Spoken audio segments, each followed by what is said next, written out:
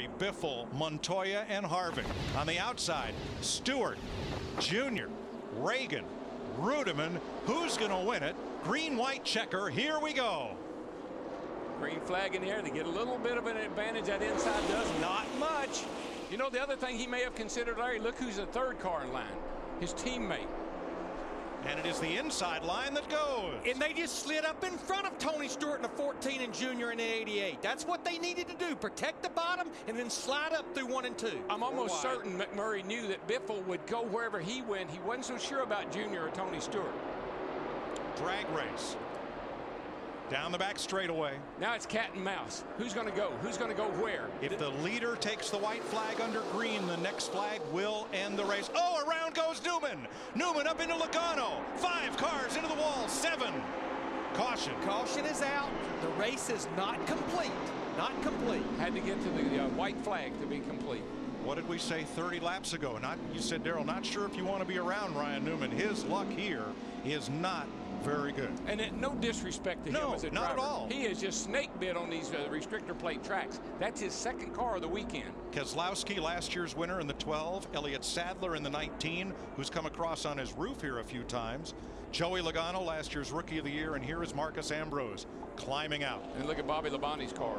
That's a shame. It's Slade. See if we can figure out what started this.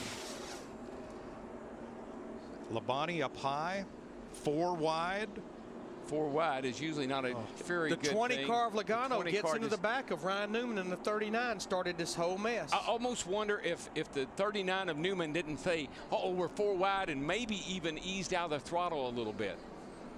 Maybe this aerial view will show it, Darrell. Let's see what we got here. We got a wad of cars going off in the corner. They're going to get 4 wide. You're going to see this, and here's the 39 right out here. 4 wide. You see there's plenty of room right there. Plenty of room. I think that Logano just got in. I think Logano thought he could give him a push, clear that pack of cars, and go to the front. And he got him in the wrong place. We saw Carl Edwards do this to Greg Biffle here a couple of years ago. See Vickers in the 83 involved, a car that led a bunch of laps, and Casey Kane in the 9 just had recovered from the repairs from the last wreck.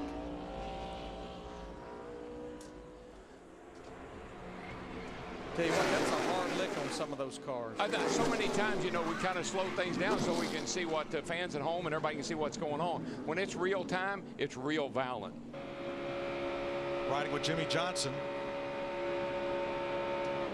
Front of you, spin in front of you, spin in front of you, spin in front of you, spin in front of you. Stay to the bottom, stay to the bottom. That man was lucky. Clear. All right, it's reported that all drivers are out of their cars and are okay. Let's get down to Greg Biffle's pit. Krista. Little bit of panic down here in the 16. You see Greg Irwin up on the pit box shaking his head. That's because they are very close on fuel. If NASCAR chooses while they clean up the debris to run these laps under caution, Biffle could run out. They actually have the fuel cans ready in the 16 just in case they have to come in, which would be detrimental and devastating if they have to come in for fuel. Okay, you know, I always say I can't live in the what if. I gotta deal with what I know, and the what if here would be, what if we have more than one green white checkered? That's what's happened to the 16 team. So the second place car is low on fuel. What about the leader, Matt? And catching up with Kevin Bonamania. Now the computer says you should be good, but going back over your numbers, are you still good? Well, Gary Putnam does a great job with the pencil and paper, and Randall does a good job with the computer. So. We're going to be close, that's for sure. You know, it just depends on how long this caution lasts. Hopefully they red flag it. Jamie said there's several cars back there and a lot of debris. So, you know, this reminds me a lot like the fall Talladega race, and we had enough gas to make it there. And, you know, we got in a wreck on the last lap. So it's been a fairly eventful Talladega race. So, you know, we'll just wait and see what happens here. I'm just proud of the whole team. We've run up front and got our sponsor Johnny Morris here, and just hopefully it'll finish out the correct way. Trying to make it back-to-back Talladega wins for Jamie McMurray and get this one car a Talladega win as well.